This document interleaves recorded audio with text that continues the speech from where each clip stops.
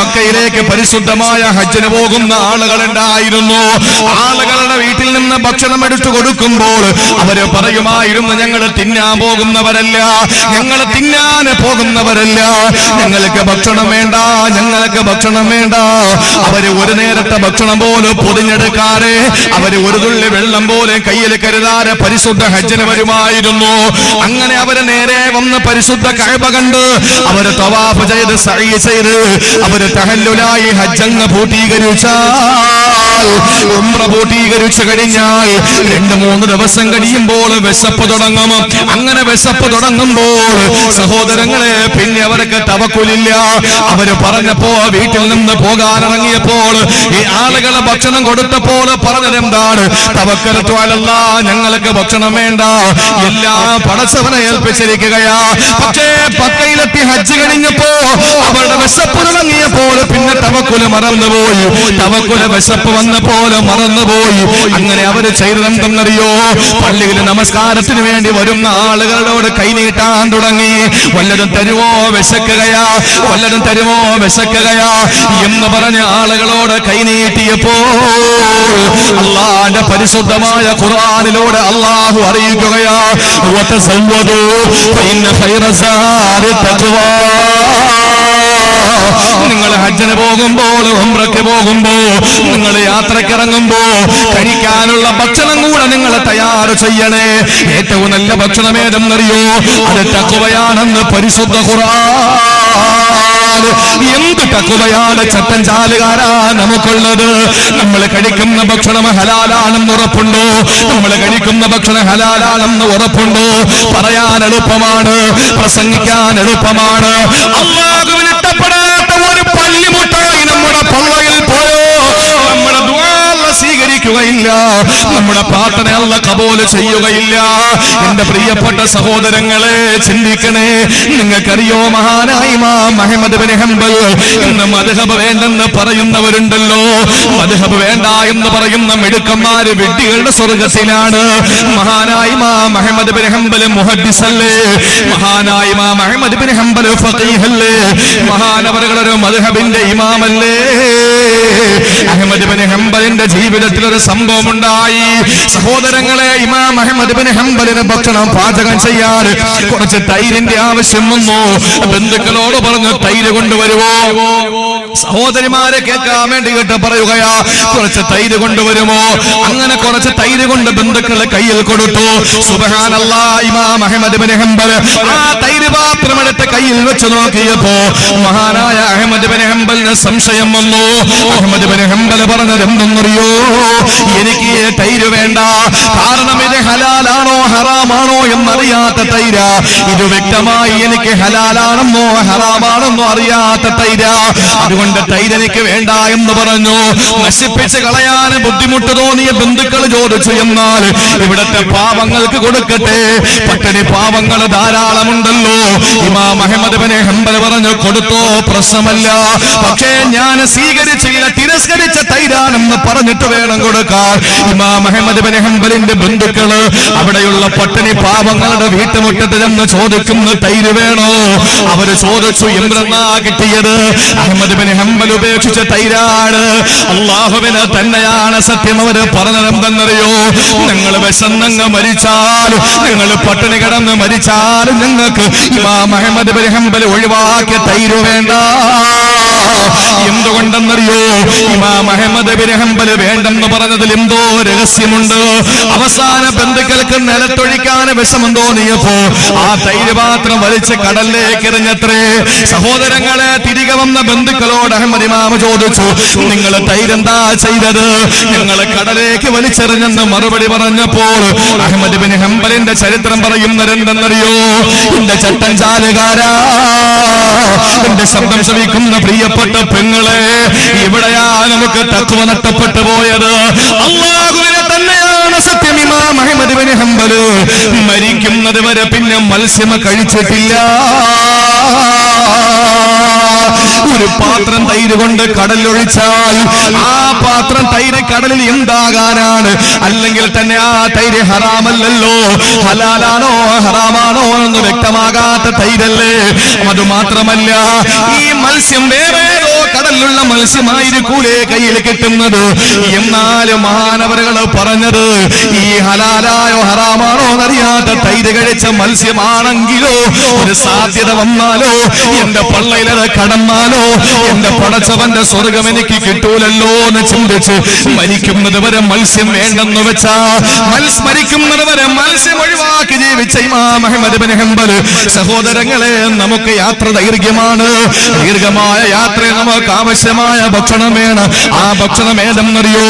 അല്ലാഹു പറയുന്നു, ഫൈന ഖൈറസാദി തഖ്വാ. തഖ്വയാകുന്ന ഭക്ഷണം നമുക്ക് കൊണ്ടുപോകണം. മക്കള് സ്കൂളിൽ വിട്ട് വരുമ്പോൾ, കോളേജ് വിട്ട് വരുമ്പോൾ അവരെന്തോ ചവച്ചുകൊണ്ട് വരികയാണ്. ഉമ്മ ചോദിച്ചു, എവിടെ നിന്ന് കിട്ടി? അത് അപ്പുറത്തെ കടയിൽ നിന്ന് അടിച്ചു മാറ്റിയതാ. നീയാണ് ഈ വാപ്പാടെ മോള്, നീയാണ് ഉമ്മാടെ മോള്. ഓ, എന്തൊരു സന്തോഷമാണ്. കാരണം എന്താണ്? ഇത്ര ചെറിയ പ്രായത്തിലെ കൺകെട്ട് വിദ്യ പഠിച്ചില്ലേ? സഹോദരങ്ങളെ, നമ്മൾ താമസിക്കുന്ന വീട് ഹലാലാണെന്ന് പറയാൻ പറ്റുമോ? മറ്റുള്ളവന്റെ ഇഷ്ടമില്ലാത്തത് പിടിച്ചു വാങ്ങിയിട്ട് അത് എങ്ങനെ നമുക്ക് തിന്നാൻ കഴിയുന്നു? അള്ളാഹു നമ്മളെ കാത്തുരക്ഷിക്കട്ടെ. അതുകൊണ്ട് നമുക്ക് ഭക്ഷണം വേണം നമ്മുടെ യാത്രയിൽ. ആ ഭക്ഷണം തഖ്വയാകണം. അള്ളാഹു നമുക്ക് നൽകി അനുഗ്രഹിക്കുമാറാവട്ടെ. ഒരു ബുദ്ധിമുട്ടില്ല സഹോദരങ്ങളെ. അള്ളാഹു നമുക്ക് തന്ന ഏറ്റവും നല്ല ഭക്ഷണം നമ്മൾ കഴിക്കുക. ആ ഭക്ഷണം നമ്മൾ കഴിക്കുക. ഹറാമായ ഭക്ഷണം നമ്മൾ കഴിക്കാതിരിക്കുക. ജീവിതത്തിൽ നമ്മൾ അത് സൂക്ഷിച്ചാൽ മതി. അല്പം ഞാൻ പറയുന്ന നിങ്ങൾ ദ്വയാർത്ഥം കൽപ്പിച്ചെന്ന് എടുക്കരുത്. ഇബാദത്തുകൾക്കൊരു വീഴ്ച വന്നു പോയെന്നിരിക്കട്ടെ, നിസ്കരിക്കാൻ സമയത്ത് പറ്റിയില്ല, ഞാൻ നിങ്ങൾ അത് കാര്യമായിട്ട് എടുക്കൊന്നും വേണ്ട ഞാൻ പറയുന്നത്. പക്ഷേ പള്ളയിൽ ഹറാമായ ഒരു ഭക്ഷണം കടന്നിട്ടില്ല എങ്കിൽ നമുക്ക് രക്ഷപ്പെടാം. ഇനി നിസ്കരിച്ച് നിസ്കാരം തഴമ്പിനപ്പുറം നിസ്കാരത്തിന്റെ മുഴ വന്നു 3 എണ്ണം. തഴമ്പല്ല, മുഴയായി. തഴമ്പ് മാറി അത് മുഴയായി. നോമ്പ് പിടിച്ചു തൊണ്ട വരണ്ടുണങ്ങിയിരിക്കാൻ. ഹജ്ജിന് പോയി, ഉംറയ്ക്ക് പോയി, യാത്ര ചെയ്ത് കാലം നീര് വന്ന് വീർത്തു. സക്കാത്ത് കൊടുത്ത് എല്ലാം കൊടുത്തു. പാവങ്ങളെ കണ്ടെത്തിയിട്ട് അവർക്ക് കൊടുത്തു. അവസാനം അവന്റെ സാമ്പത്തികമായി അവൻ പിന്നോക്കം നിൽക്കാൻ തുടങ്ങി. അപ്പുറത്തോളം ചെലവ് ചെയ്യുകയാ. 100 രൂപ കിട്ടിയാൽ 80 രൂപ പാവങ്ങൾക്ക് കൊടുക്കും. അങ്ങനെ ഇത്രയും ചെയ്തു. പക്ഷേ അവൻ കഴിക്കുന്ന ഭക്ഷണം ഹലാലല്ല എങ്കിൽ, ഏത് ഭക്ഷണം? എല്ലാ ദിവസം കഴിക്കുന്ന ഭക്ഷണമല്ല, ഒരു ദിവസം കഴിച്ച ഭക്ഷണം ഹലാലല്ല എങ്കിൽ എല്ലാം പോയി. പടച്ചോ കാത്തുരക്ഷിക്കട്ടെ. അതുകൊണ്ട് പള്ളേ പോകുന്ന സൂക്ഷിക്കണം. അതുകൊണ്ട് എന്റെ പ്രിയപ്പെട്ട സഹോദരങ്ങളെ, നല്ല ഭക്ഷണം അത് തഖ്വയാണ്, ഉറപ്പുള്ളത് മാത്രം. അതുകൊണ്ട് ഭർത്താക്കന്മാര് പലിശക്കാരനാണെങ്കിൽ വേണ്ട, നിങ്ങളുടെ ഭക്ഷണം എനിക്ക് വേണ്ട, ഞാൻ പട്ടിണി കിടന്ന് മരിച്ചോളാം, ഇല്ലെങ്കിൽ പച്ചക്ക് എന്തെങ്കിലുമൊക്കെ വെട്ടി നമ്മൾ കഴിച്ച് ജീവിച്ചോളാം എന്ന് പറഞ്ഞിട്ട് അന്തസ്സോടുകൂടി ജീവിക്കും. അങ്ങനെ കഴിച്ച് പാരമ്പര്യമുള്ള പെണ്ണുങ്ങൾ ഉണ്ടായിരുന്നു. ഒരു നേരത്തെ ഭക്ഷണം വേണ്ട, ഹറാമാണ്, എനിക്ക് വേണ്ട എന്ന് പറഞ്ഞിട്ട് സുബഹി നിസ്കാരം കഴിഞ്ഞ് എഴുന്നേറ്റ് ഓടും. നമ്മുടെ മക്കളെ കൊണ്ടത് പറയും. നിങ്ങൾ നോക്കിയേ, സുബഹി നിസ്കാരം കഴിഞ്ഞിട്ട് എഴുന്നേറ്റ് ഓടുക. സുബഹി നിസ്കാരം കഴിഞ്ഞ് അപ്പോഴും എഴുന്നേറ്റ് ഓടുന്നു. ഒരു ദിവസം വിളിച്ചിരുത്തിട്ട് ചോദിച്ചു, യാ അബാ ദുജാന, നിനക്ക് പടച്ചവനോട് ഒന്നും ചോദിക്കാനില്ലേ? നബിയെ, വേറൊന്നും കൊണ്ടല്ല, എന്റെ വീടിന്റെ തൊട്ടപ്പുറത്ത് ഒരു മുനാഫിക്കിന്റെ വീടാണ്, ഒരു ഫാസിസ്റ്റിന്റെ വീടാണ്. തൊട്ടപ്പുറത്ത് അവന്റെ വീട്ടിന്റെ മുറ്റത്തൊരു ഈത്തപ്പന നിൽപ്പുണ്ട് നബിയെ. ആ ഈത്തപ്പനയിൽ ശരിക്ക് ഈത്തപ്പഴമുണ്ട്. അതിന്റെ 3-4 ശിഖരം എന്റെ പുരയിടത്തിലേക്കാ കിടക്കുന്നത്. രാത്രി എന്റെ മക്കൾ ഒരു നേരത്തെ ഭക്ഷണം കഴിക്കാനില്ലാതെ പട്ടിണി കിടന്ന് എന്റെ ഭാര്യ പലതും കള്ളം പറഞ്ഞു ഉറക്കി.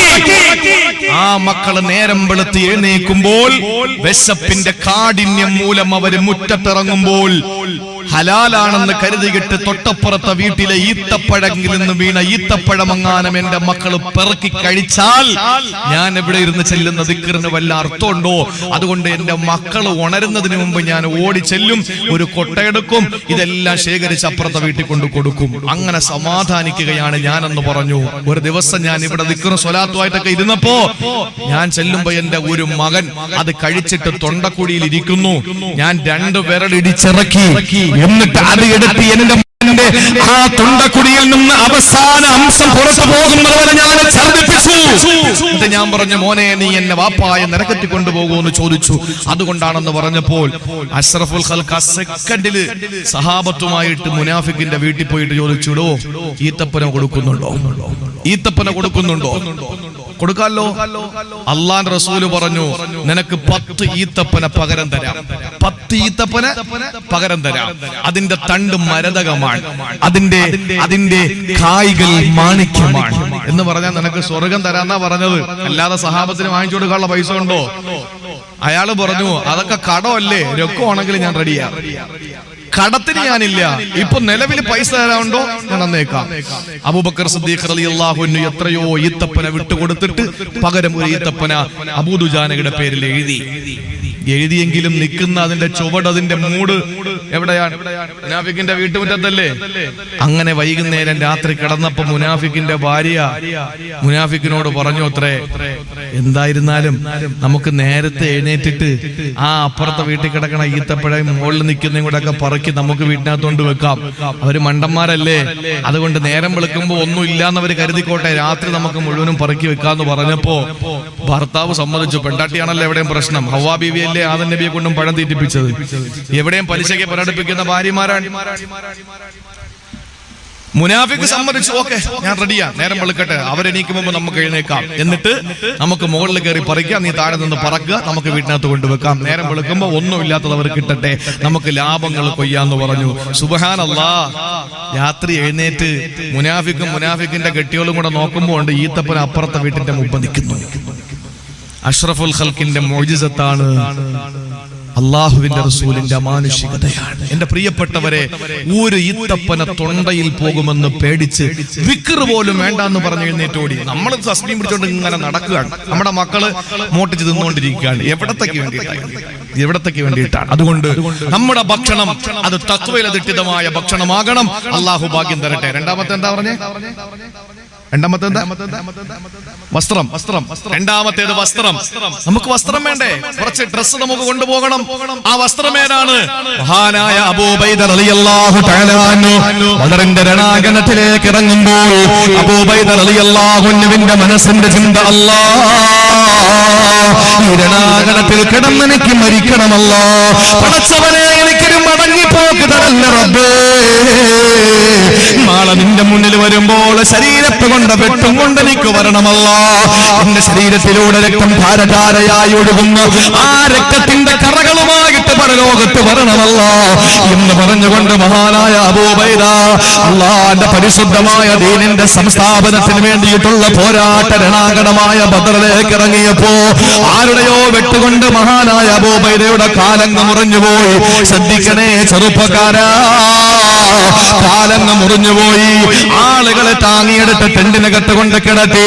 ആ തമ്പിനകത്താണ്, ടെന്റിനകത്താണ്, ഖൈമക്കകത്താണ് റസൂലുള്ളാഹി ദുആ ചെയ്യുന്നത്. നേരെ കൊണ്ടുവന്ന് ടെന്റിനകത്ത് കിടത്തി. ബോധം കെട്ടുപോയ അബൂ ഉബൈദ മെല്ലെ മെല്ലെ കണ്ണു തുറന്നപ്പോ താൻ രണാങ്കണത്തിലല്ല, താൻ കിടക്കുന്നത് ടെന്റിനകത്താണ്, ഖൈമക്കകത്താണെന്ന് മനസ്സിലാക്കി അബൂ ഉബൈദ അല്ലാഹുവിന്റെ റസൂലിന്റെ മുന്നിൽ വരികയാണ്. എന്നിട്ട് നബിയോട് ചോദിക്കുന്നു, യാ റസൂലല്ലാഹ്, നബിയേ, എനിക്ക് രണാങ്കണത്തിൽ കിടന്ന് മരിക്കാൻ ഭാഗ്യം കിട്ടിയില്ല. എന്റെ കാല് മുറിഞ്ഞു പോയി. ഈ കാലിലെ മുറിവ് കാരണം ഞാൻ പിന്നീട് മരിച്ചു പോയാൽ എനിക്ക് രക്തസാക്ഷിയുടെ കൂലി കിട്ടുമോ നബിയേ? റസൂലുള്ളാഹിന്റെ മുന്നിൽ വന്ന് വിങ്ങിപ്പറ്റിക്കൊണ്ട് മഹാനായ അബൂ ഉബൈദ പറഞ്ഞതെന്താണ്? പുകഴുണ്ട ഇരുപേരും അഭിഷേകത്തിൽ പുകഴും ഹബീബുള്ളാഹ് തിരുമുമ്പേറ്റി വെഞ്ചേർക്കളം വിട്ട് പിരിഞ്ഞു ഞാനേ ഒളിവർ ഷഹീരാമോ അനാ പൊന്മാനേ പഞ്ചം തൊഴപ്പോ ചുണ്ടനക്കിയുമ്മീ വെഞ്ചർ ഫലീരൂട്ട് ഷഹീദാകും നീ. റസൂലുള്ളാഹി പറഞ്ഞ പൊന്നുമോനെ അബൂ ഉബൈദ, നീ എവിടെ കിടന്ന് മരിച്ചാലും നീ രക്തസാക്ഷിയാണ്. ഇത് പറഞ്ഞപ്പോൾ അബൂ ഉബൈദ റളിയല്ലാഹു അൻഹു ഒരു പാട്ട് പാടി. എന്താ പാടിയതെന്നറിയോ?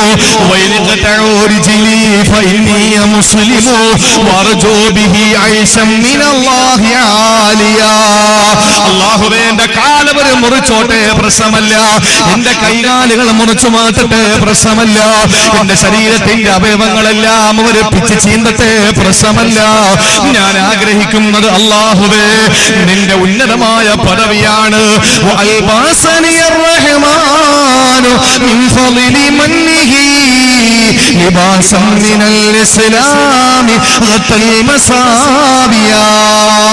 അല്ലാഹുവേ, ഞാൻ ആഗ്രഹിക്കുന്നത് ഉന്നതമായ പദവിയാ. പടച്ചതമ്പുരാൻ എന്നെ ഇസ്ലാം എന്ന വസ്ത്രം കൊണ്ട് പുറച്ചിരിക്കുകയാ.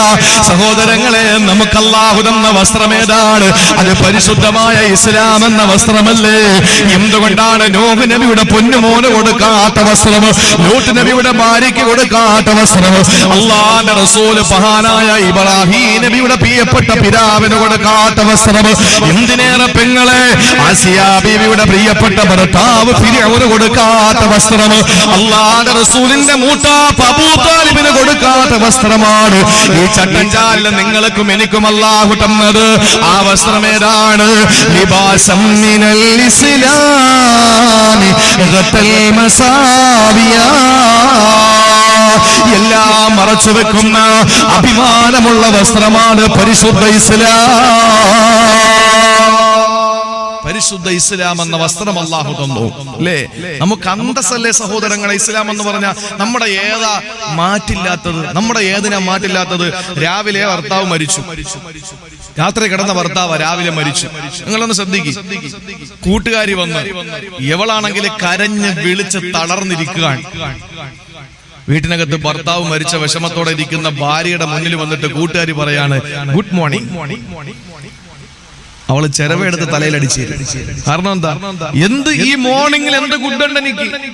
ഈ മോർണിംഗിൽ എന്ത് ഗുഡാ ഉള്ളത്? എന്റെ ഭർത്താവ് മരിച്ചു കിടക്കാൻ എനിക്ക് ഒരു ഗുഡും ഇല്ല, എനിക്ക് ഒരു സന്തോഷവും ഇല്ല. എന്റെ പ്രിയപ്പെട്ടവരെ, പാസ്പോർട്ട് കളഞ്ഞ് സങ്കടപ്പെട്ട് നിൽക്കുന്നു, ഇഖാമ കളഞ്ഞ് ഗൾഫിൽ സങ്കടപ്പെട്ട് നിൽക്കുന്നു, എയർപോർട്ടിൽ ഇറങ്ങിയപ്പോൾ പാസ്പോർട്ട് കാണാനില്ല, കഷ്ടപ്പെട്ട് വേദനിച്ച് നിൽക്കുക. അവന്റെ മുമ്പിൽ വന്നിട്ട് പറയാ ഗുഡ് ഈവനിങ്. എന്താവും പറയാ? വീടിന്റെ ഒരു ഭാഗം ഇടിഞ്ഞ് തകർന്ന് കിടക്കുന്ന ഒരുത്തൻ രാത്രി കെട്ടിയോനും കെട്ടിയോളും മക്കളും എല്ലാം കൂടെ ഇരുന്ന് അതിലേക്ക് നോക്കിയിരുന്ന് സങ്കടപ്പെട്ടുകൊണ്ടിരിക്കുമ്പോ കൂട്ടുകാരൻ വന്നിട്ട് പറഞ്ഞു ഗുഡ് നൈറ്റ്.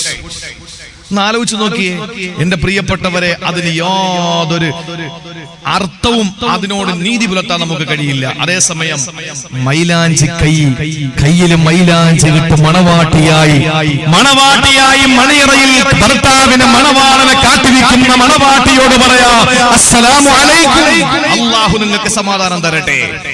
ഭർത്താവ് മരണപ്പെട്ട് സങ്കടപ്പെട്ടിരിക്കുന്ന പെണ്ണിനോട് പറയാം അസ്സലാമു അലൈക്കും, അല്ലാഹു നിങ്ങൾക്ക് സമാധാനം തരട്ടെ. എല്ലാം നഷ്ടപ്പെട്ട് കഴിയുന്ന ഒരു മനുഷ്യന്റെ മുമ്പിൽ വന്നിട്ട് അസ്സലാമു അലൈക്കും, അല്ലാഹു സമാധാനം തരട്ടെ. സന്തോഷം കൊണ്ട് തുള്ളിച്ചാടുന്ന ഒരുത്തന്റെ മുമ്പിൽ വന്നിട്ട് പറയാം അസ്സലാമു അലൈക്കും, അല്ലാഹു നിങ്ങൾക്ക് രക്ഷ തരട്ടെ. ഇസ്ലാമിന്റെ സംസ്കാരം എത്ര ഉന്നതമാണ്! അതാണ് ഏറ്റവും നല്ല വസ്ത്രം. അല്ലാഹു നമുക്കല്ലേ ഇസ്സത്ത് തന്നത്.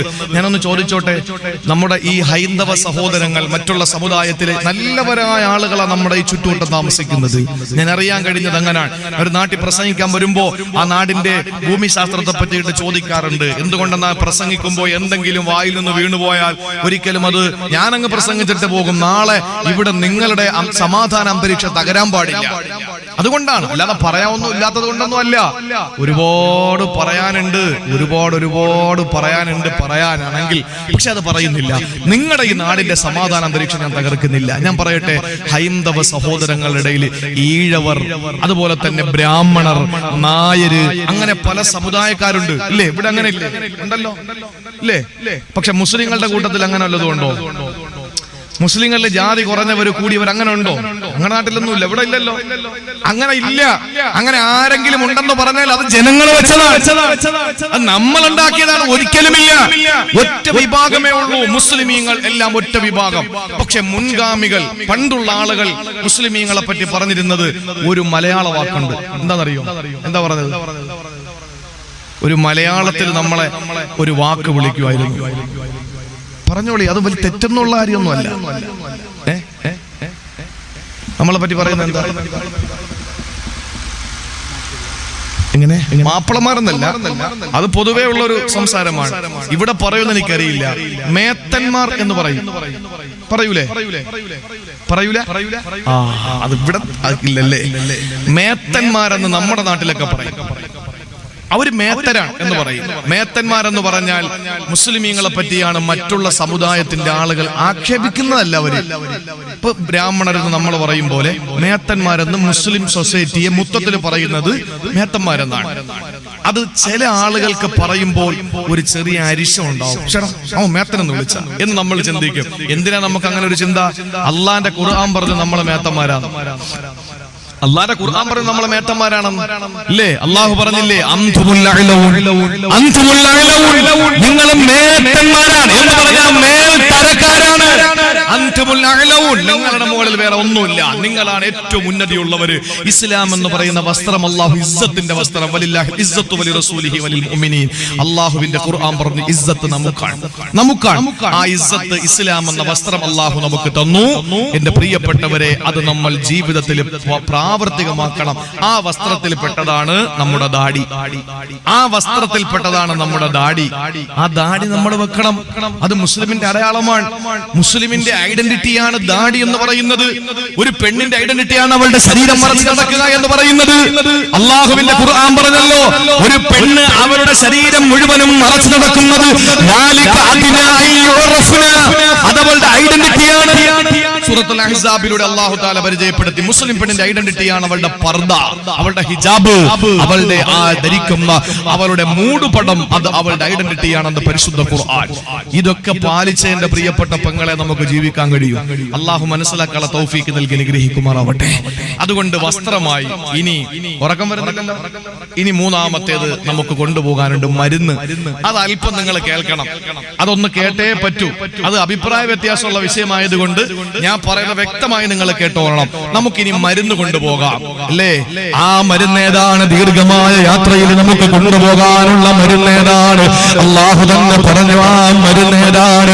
വനുനസ്സിലുൽ ഖുർആൻ വനുനസ്സിലു മിനൽ ഖുർആൻ മാ ഹുവ ശിഫാഉൻ വറഹ്മാ. സൂറത്തുൽ ഇസ്രായിലൂടെ അല്ലാഹു പറയുകയാ, വനുനസ്സിലു മിനൽ ഖുർആൻ മാ ഹുവ ശിഫാ. അല്ലാഹുവിന്റെ ഖുർആനാണ് പറഞ്ഞത്. പെങ്ങളെ, നിങ്ങൾക്ക് ഖുർആനിൽ ശിഫയുണ്ട് കേട്ടോ. ഏതിനാ മരുന്ന് ഖുർആനിലില്ലാത്തത്? കല്യാണപ്രായം കഴിഞ്ഞവരെ, ഒരുപാട് പ്രായം ചെന്നു, തന്റെ പ്രിയപ്പെട്ട പൊന്നുമോളുടെ വിവാഹം നടക്കുന്നില്ല, തന്റെ മോളുടെ കല്യാണം നടക്കുന്നില്ല. അങ്ങനെ വിഷമിക്കുന്ന എന്റെ പ്രിയപ്പെട്ട രക്ഷകർത്താക്കളോട്, എന്റെ പ്രിയപ്പെട്ട യുവാക്കളോട്, യുവതികളോട് പറയാനുള്ളത്, എന്റെ പൊന്നു സഹോദര, എന്റെ പ്രിയപ്പെട്ട പെങ്ങളെ, ഖുർആനിലെ കല്യാണം കഴിക്കാനുള്ള മരുന്നുണ്ട്. ഖുർആനിലെ കല്യാണം കഴിക്കാനുള്ള മരുന്നുണ്ട്. ആ ആയത്ത് നിങ്ങളൊന്ന് ഓതുവോ? അല്ലാഹുവിനെ തന്നെയാണ് സത്യം. ഒരു പരീക്ഷണത്തിന് വേണ്ടി ഓടിയാൽ നടക്കില്ല. നേരെ മറിച്ച് ഇഖ്ലാസോടെ യഖീനോടെ ഒരാൾ ഓടിക്കഴിഞ്ഞാൽ, ഈമാനോടെ ഓടിക്കഴിഞ്ഞാൽ, ഒരു വൃക്ഷത്തിന്റെ ചുവട്ടിലിരുന്ന് കലീമുല്ലാഹി മൂസ അലൈഹിസ്സലാത്തു വസ്സലാം ഓടിയപ്പോഴാണ് സഹോദരങ്ങളെ ശുഐബ് നബിയുടെ മകളെ അല്ലാഹു കൊടുത്തത്. ശുഐബ് നബിയുടെ മകളെ അല്ലാഹു കൊടുത്തത്. നിങ്ങൾ ചോദിക്കും, മൂസാ നബിയുടെ കാലത്ത് ഖുർആനിലില്ലല്ലോ, മൂസാ നബിയുടെ കാലത്ത് ഖുർആനില്ലല്ലോ. അല്ലാഹുവിന്റെ പ്രവാചകൻ മൂസാ നബി അന്ന് ആ വൃക്ഷത്തിന്റെ തണലിൽ ഇരുന്ന് പറഞ്ഞ കാര്യം ഖുർആനിലൂടെ അല്ലാഹു പറഞ്ഞു. അതാണ് ഖുർആനിന്റെ ആയത്ത്. സഹോദരങ്ങളെ, അല്ലാഹു പറഞ്ഞ ആയത്ത് നമ്മൾ ഓതിയാൽ നമ്മുടെ വിവാഹം പെട്ടെന്ന് നടക്കുമല്ലോ. എവിടെയാണ് ഖുർആനിലും മരുന്നില്ലാത്തത്? എവിടെയാണ് മരുന്നില്ലാത്തത്? കുഞ്ഞുമക്കൾ ജീവിതത്തിൽ ഒരുപാട് ആഗ്രഹമാണ് ഒരു കുഞ്ഞിക്കാല് കാണാൻ. ജീവിതത്തിലെ വിവാഹം കഴിഞ്ഞ കൊല്ലങ്ങളായി ഒരു കുഞ്ഞിക്കാല് കാണാൻ കൊതിയോടെ കാത്തിരിക്കുമ്പോൾ പോകാത്ത ആശുപത്രികളില്ല, മുട്ടാത്ത വാതിലുകളില്ല. സഹോദരങ്ങളെ, എന്തിന് നിങ്ങൾ പോകണം? ഏത് ഹോസ്പിറ്റലിൽ പോകണം? അല്ലാഹുവിന്റെ ഖുർആനിന്റെ ഒരായത്ത്, ആ ആയത്ത് ഓതിയപ്പോഴല്ലേ മഹാന്മാരായ പ്രവാചകന്മാര്, പ്രായം ചെന്ന പ്രവാചകന്മാർക്ക് അല്ലാഹു മക്കളെ കൊടുത്തത്. സഹോദരങ്ങളെ, റബ്ബിലാ തദർനീ ഫർദൻ വഅന്ത ഖൈറുൽ വാരിസീൻ. ഖുർആൻ ഇല്ലാത്ത ഏതാണ്? കല്യാണം കഴിക്കുക റബ്ബി ഇന്നി ലിമാ അൻസൽത ഇലയ്യ മിൻ ഖൈരിൻ ഫഖീർ. പാപ്പാർന്ന് ഓതിക്കളയരുത്, പ്രായമുള്ളവരൊന്നും ഓതിക്കളയരുത്. എന്റെ പ്രിയപ്പെട്ട സഹോദരങ്ങളെ, ഖുർആനില് എല്ലാ കാര്യങ്ങളും ഖുർആനകത്ത് അടങ്ങിയിട്ടുണ്ട്. വനുനസ്സിലു മിനൽ ഖുർആനി മാ ഹുവ ശിഫാഉൻ വറഹ്മത്തുൽ ലിൽ മുഅ്മിനീൻ. മുഅ്മിനീങ്ങൾക്ക് റഹ്മത്തും ശിഫായുമാണ് വിശുദ്ധമായ ഖുർആൻ എന്ന് അല്ലാഹുവിന്റെ പരിശുദ്ധ ഖുർആൻ സൂറത്തുൽ ഇസ്രാ. ഇനി എന്തിനാ നമുക്ക് എല്ലാത്തിനും വരുന്നുണ്ട്. ഇനി പാമ്പ് കടിച്ച് എന്താ ചെയ്യും? എന്റെ പ്രിയപ്പെട്ട സഹോദരങ്ങളെ, ഒരു മാരക രോഗം പിടിപെട്ടു, എന്താ ചെയ്യുക? അള്ളാഹുവിന്റെ ഖുർആനിലും വരുന്നുണ്ട്. ഹബീബായ നബിയുടെ സഹാബത്ത് ഒരു യാത്ര കഴിഞ്ഞ് മടങ്ങി വരുമ്പോൾ അവർക്ക് ഒരു നേരത്തെ ഭക്ഷണം കഴിക്കാൻ കയ്യില് വകയൊന്നുമില്ല, കുടിക്കാൻ വെള്ളമില്ല. സങ്കടപ്പെട്ടുകൊണ്ടവര് വരുമ്പോഴാണ് ഒരു ഗ്രാമത്തിലെത്തുകയാ. ആ ഗ്രാമത്തിൽ ഒരുപാട് ആട്ടിൻപറ്റങ്ങളുടെ മുതലാളിമാര് താമസിക്കുന്നു. ആട്ടിൻപറ്റങ്ങളെ മേച്ച് നടക്കുന്ന മുതലാളിമാരാണ്, ആട്ടിടയന്മാരാണ്. അവിടെ വന്നിട്ട് സഹാബത്ത് ചോദിച്ചു, നിങ്ങൾക്ക് ഒരു നേരത്തെ ഭക്ഷണം തരുവോ? നിങ്ങൾ ഒരു നേരത്തെ ഭക്ഷണം നിങ്ങൾ തരുവോ? ആ സമയത്താണ് അവര് പറഞ്ഞു, തരില്ല. വിഷമത്തോടെ സഹാബത്ത് വനാന്തരത്തിൽ ചെല്ലുകയാ. വനാന്തരത്തിൽ ചെന്ന് ആ സഹാബത്ത് അവിടെ കിടക്കുമ്പോ ഈ ഗ്രാമത്തിൽ അവനെ പാമ്പ് കടിച്ചിട്ട് വർഷങ്ങളായി പോകാത്ത ആശുപത്രികളില്ല. സഹോദരങ്ങളെ, എല്ലാ സ്ഥലങ്ങളിലും പോയി ഇനി എന്ത് ചെയ്യണമെന്നറിയാതെ വിഷമിക്കുമ്പോഴാണ് എവിടെ നിന്ന് ആളുകൾ വന്നാലും അവരോട് ചോദിക്കും, മരുന്ന് നിങ്ങളുടെ കയ്യിലുണ്ടോ? യാത്രക്കാരുടെ കയ്യിലും മരുന്ന് കാണുമെന്നറിയാ. അങ്ങനെ എവരുടെ അടുത്ത് വന്നിട്ട് ആ ഗ്രാമത്തലവന്റെ ബന്ധുക്കൾ ചോദിക്കുകയാണ്, നിങ്ങളിൽ ആരെങ്കിലും മരുന്ന് കൈവശമുള്ളവരുണ്ടോ? അല്ലെങ്കിൽ നിങ്ങൾ ആരെങ്കിലും മന്ത്രിക്കുന്നവരുണ്ടോ? സഹോദരങ്ങളെ, ഒരു സഹാബി പറഞ്ഞു, ഞാൻ മന്ത്രിക്കുന്നവനാണ്. അങ്ങനെ നേരെ ചെന്ന് വീട്ടിലെത്തി, ഗ്രാമത്തലവന്റെ വീട്ടിലെത്തി. പ്രിയപ്പെട്ടവരെ, ഗ്രാമത്തലവനോട് പറഞ്ഞു, ഞാനും മന്ത്രിക്കാം, നിങ്ങളുടെ രോഗം അല്ലാഹു ശിഫയാക്കും. പക്ഷേ ഒരു നിബന്ധനയുണ്ട്, പകരം ഞങ്ങൾക്ക് ഇത്ര ആട് തരണം പറ്റുമോ? ഞങ്ങൾ ഭക്ഷണം ചോദിച്ചിട്ട് നിങ്ങൾ തരാത്തവരാ, ഞങ്ങൾ വെള്ളം ചോദിച്ചിട്ട് നിങ്ങൾ തരാത്തവരാ. അതുകൊണ്ട് ഇപ്പൊ ഞാൻ ആവശ്യപ്പെടുന്നു, ഞങ്ങൾക്ക് കുറച്ച് ആട് തരണം പറ്റുമോ? ആട്ടിൻപറ്റങ്ങളെ ഞങ്ങൾക്ക് കൂലി തന്നാൽ ഞങ്ങൾ മന്ത്രിക്കാമെന്ന് പറഞ്ഞു. സഹോദരങ്ങളെ, സമ്മതിച്ചു. പരിശുദ്ധ ഖുർആൻ സൂറത്തുൽ ഫാത്തിഹ ഓതി ആ തുപ്പുനീരെടുത്ത് ആ രോഗിയുടെ ശരീരത്തിൽ നിന്ന് പുരട്ടി കൊടുത്തപ്പോ വർഷങ്ങളായി കിടപ്പിലായിരുന്ന ഗ്രാമത്തലവന് ചാടി എഴുന്നേൽക്കുകയാ. ആ കൂലിയായവരുടെ കയ്യിൽ കിട്ടിയ ആട്ടിൻപറ്റങ്ങളെയും പിടിച്ച് വനാന്തരത്തിലെത്തിയ പോലെ ബാക്കിയുള്ള സഹാബത്ത് തുടർന്നു. അവര് ആകെ തർക്കമായി. അവര് പറഞ്ഞു, എന്നാൽ ഖുർആൻ പറഞ്ഞു കൊടുത്തിട്ട്, മന്ത്രം പറഞ്ഞു കൊടുത്തിട്ട് കൂലി വാങ്ങിയത് ശരിയായില്ല. ആളുകൾ തമ്മിൽ തർക്കമായി. ഒരു വിഭാഗം പറഞ്ഞു, നിങ്ങൾ ഖുർആൻ പറഞ്ഞു കൊടുത്തിട്ട് എന്തിനാ കൂലി വാങ്ങിയത്? കൊണ്ടുകൊടുക്ക്, ഞങ്ങൾക്ക് വേണ്ട. അപ്പൊ ആ വാങ്ങിക്കൊണ്ടുവന്നവർ പറഞ്ഞു, നിങ്ങൾക്ക് വേണ്ട, ഞാൻ എടുത്തോളാം. നിങ്ങൾക്ക് വേണ്ട, ഞാൻ എടുത്തോളാം. അങ്ങനെ നിന്നെ ഞങ്ങൾ തിന്നാൻ സമ്മതിക്കൂല. അവസാനം പറഞ്ഞു, ശരി, നമുക്ക് റസൂൽ ജീവിച്ചിരിപ്പുണ്ടല്ലോ, ഹബീബായ നബിയോട് ചോദിക്കാം. അവര് യാത്ര തുടർന്നു. റസൂലുള്ളാഹിന്റെ മുന്നിലെത്തിയിട്ട് ചോദിച്ചു, കേൾക്കണേ നിങ്ങൾ. റസൂലുള്ളാഹിന്റെ മുന്നിലെത്തിയിട്ട് ചോദിച്ചു, നബിയെ, ഇങ്ങനെ സംഭവം ഉണ്ടായി, എന്താണ് അങ്ങയുടെ അഭിപ്രായം? ആ സമയത്ത് റസൂലുള്ള പാൽ പുഞ്ചിരിയോടെ പറഞ്ഞ മറുപടിയുണ്ട്,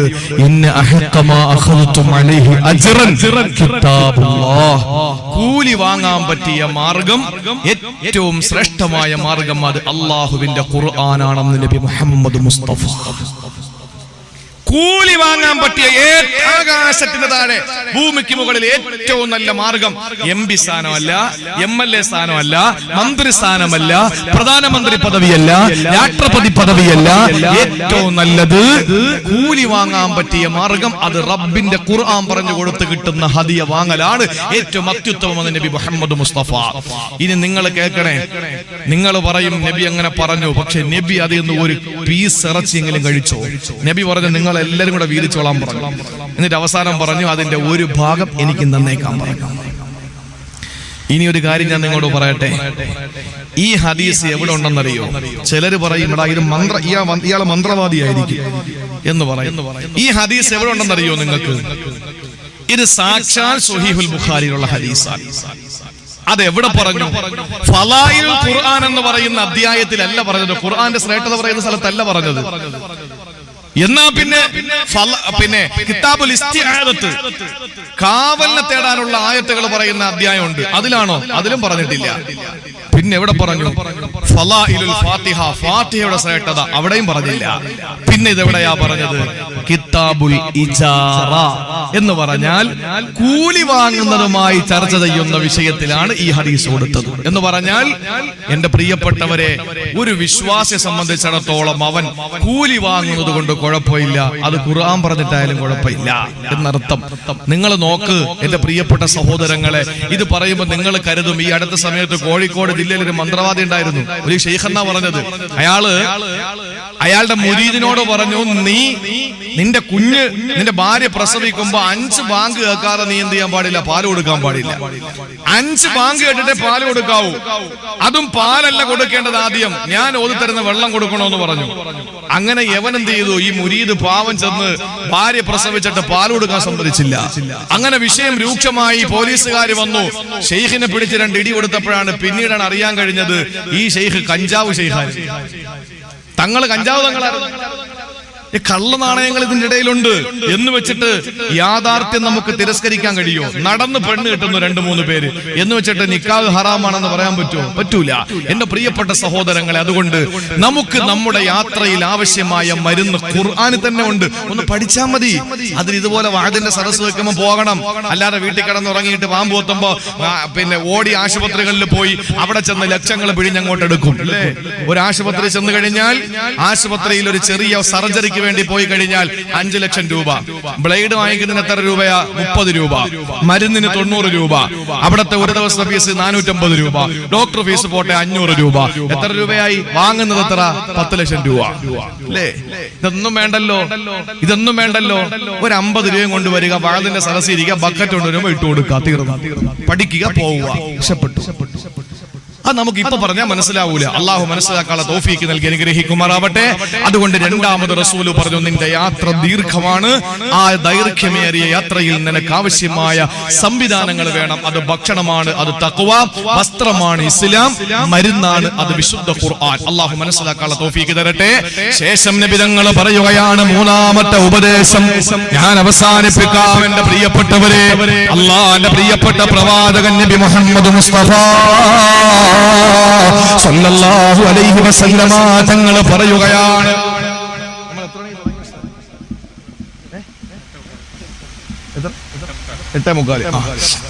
ഇനി ആകെ 1/2 മണിക്കൂറേ ഉള്ളൂ നമുക്ക് സമയം.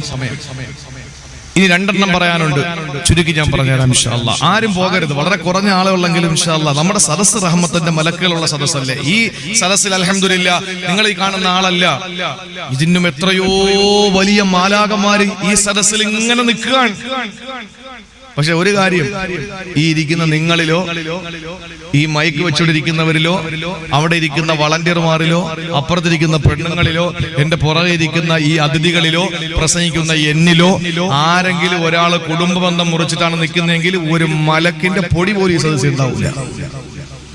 കൂട്ടുകുടുംബാദികളോട് പിണങ്ങിയിട്ട് ആരെങ്കിലും ഈ സദസ്സിൽ പറയുന്ന ഞാനോ കേൾക്കുന്ന നിങ്ങളോ ഉണ്ടെങ്കിൽ റഹ്മത്തിന്റെ മജ്ലിസ്, റഹ്മത്തിന്റെ മലക്കുകൾ വരൂല. റസൂല് പറഞ്ഞതാണ്. നമുക്ക് ഉള്ള ആളിനെ വെച്ച് അഡ്ജസ്റ്റ് ചെയ്യാനേ പറ്റുള്ളൂ. അതുകൊണ്ട് നമ്മളൊന്ന് നന്നാകി അള്ളാഹു ഭാഗ്യം തരട്ടെ.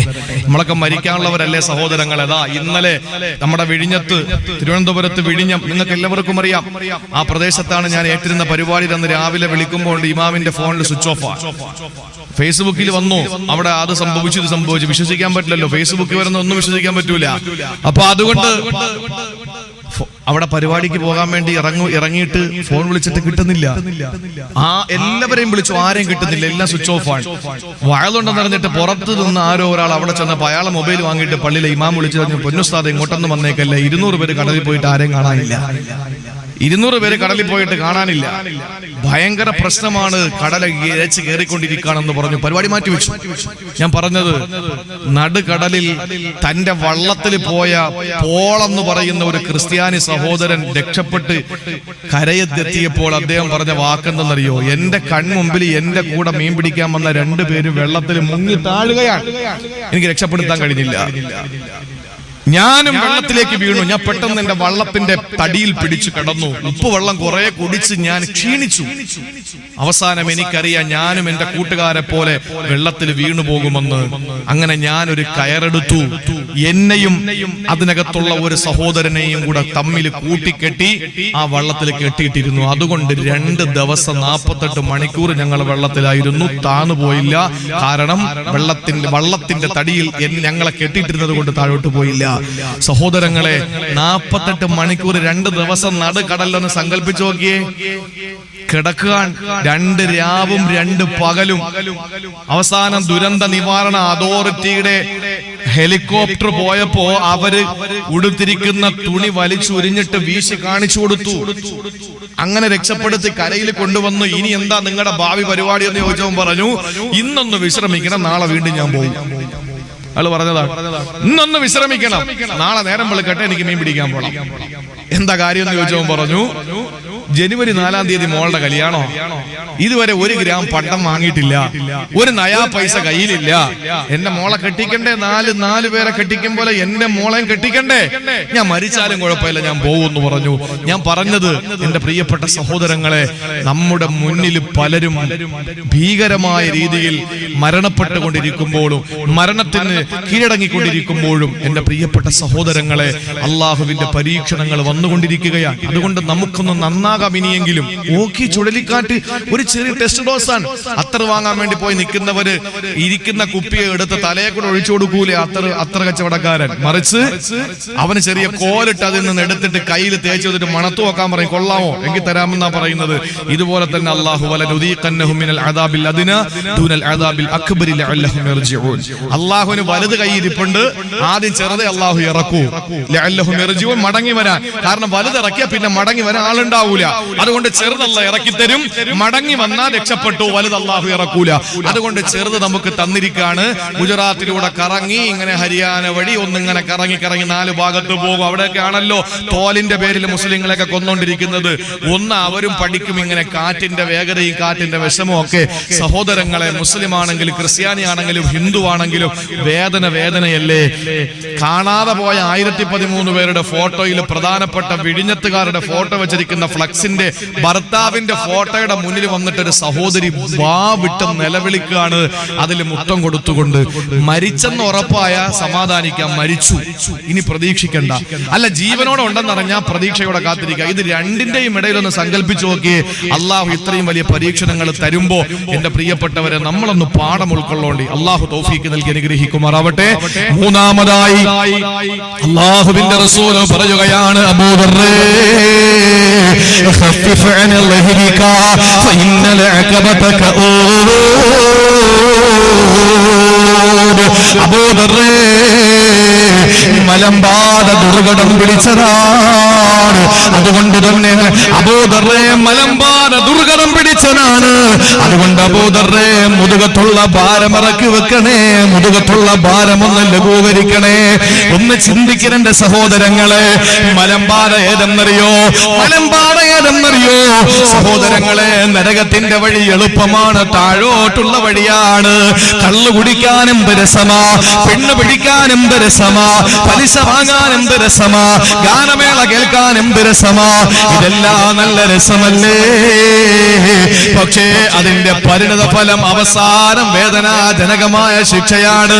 പക്ഷെ നിസ്കരിക്കാൻ വളരെ ബുദ്ധിമുട്ടാ. ഒരു പർവ്വതത്തിന്റെ മുകളിൽ കയറുന്ന ബുദ്ധിമുട്ടാണ്. നോമ്പ് പിടിക്കാനും സക്കാത്ത് കൊടുക്കാനും പാവങ്ങളെ സഹായിക്കാനും രാത്രി ഉറക്കം ഉളച്ച് വയല് കേൾക്കാനും വല്ലാത്ത ബുദ്ധിമുട്ടാണ്. സഹോദരങ്ങളെ, സ്വർഗത്തിന്റെ പാറയെ പറ്റി അള്ളാഹു പറഞ്ഞത് ഒരു മലമ്പാറയാണ്. ആ മലമ്പാറ ചവിട്ടി കടന്ന പിന്നെ സുഖകരമായ സ്വർഗമാണല്ല തരുന്നത്. അതുകൊണ്ടല്ലേ അള്ളാഹു പറഞ്ഞത്, അലം നജ്അൽ ലഹു ഐനൈനി വലിസാനൻ വശഫതൈൻ വഹദൈനാഹു നജ്ദൈൻ. കണ്ണും കാതും നാക്കും മൂക്കും വായും വയറും കയ്യും കാലും അല്ല തന്നതെന്തിനാണ്? 2 പാറ നിനക്ക് കാണിച്ചു തന്നതെന്തിനാണ്? പൊന്നുമോനെ, ഫലഖതഹമൽ അഖബ. എന്നിട്ട് നീ ആ മലമ്പാത ഗിരിമാർഗം വിട്ടുകിടന്നിട്ടില്ല. ഏതാണ് മലമ്പാത എന്നറിയോ? ഏതാണ് മലമ്പാത മലമ്പാത എന്നറിയോ? അള്ളാന്റെ പരിശുദ്ധമായ ഖുർആനിലൂടെ അള്ളാഹു ലോകത്തിന് പഠിപ്പിച്ചുകൊണ്ട് ചെയ്യാണ് മലമ്പാത ഏതെന്ന്. എന്റെ സഹോദരങ്ങളെ ചിന്തിക്കണേ. അള്ളാന്റെ റസൂല് മൂന്നാമത് കൊടുത്ത ഉപദേശമാണ്, പൊന്നുമോനെ അബൂദർ, നീ നിന്റെ മലമ്പാത ദുർഘടം പിടിച്ചതാണ്. അതുകൊണ്ട് ആ പാതയിലോട്ട് കയറുമ്പോ മുതുകത്തുള്ള ഭാരം നീ കുറയ്ക്കണം. സഹോദരങ്ങളെ, കപ്പല് കയറിയിട്ട് മറുകരയെത്തുമ്പോൾ പെട്ടെന്ന് സ്വർഗത്തിൽ കയറാൻ പറ്റൂല. ഒരു മലമ്പാത ചവിട്ടി വേണം സ്വർഗത്തിൽ പോകാൻ. ആ മലമ്പാത ചവിട്ടി കിടക്കണമെങ്കിൽ 5 കാര്യങ്ങൾ നമ്മൾ ചെയ്യണമെന്നാണ്. അതൊന്ന് ഓടിച്ചു പറഞ്ഞു തരട്ടെ, നമ്മുടെ ജീവിതത്തിൽ ഒന്ന് പ്രാവർത്തികമാക്കാനാണ്. അല്ലാഹ് പറഞ്ഞു, ഫഖുറഖബത്തിൻ ഔ ഇതാമുൻ ഫീ യൗമിൻ ദീ മസ്ഗബാ. ഫഖുറഖബത്തിലെ കഷ്ടപ്പെടുന്നവന്റെ കഷ്ടപ്പാട് മാറ്റി കൊടുക്കുക. കഷ്ടപ്പെടുന്നവന്റെ കഷ്ടപ്പാട് മാറ്റി കൊടുക്കണം. എങ്കിൽ നമുക്ക് പെട്ടെന്ന് സ്വർഗത്തിലെത്താൻ കഴിയുമെന്ന് അള്ളാന്റെ പരിശുദ്ധ ഖുർആൻ.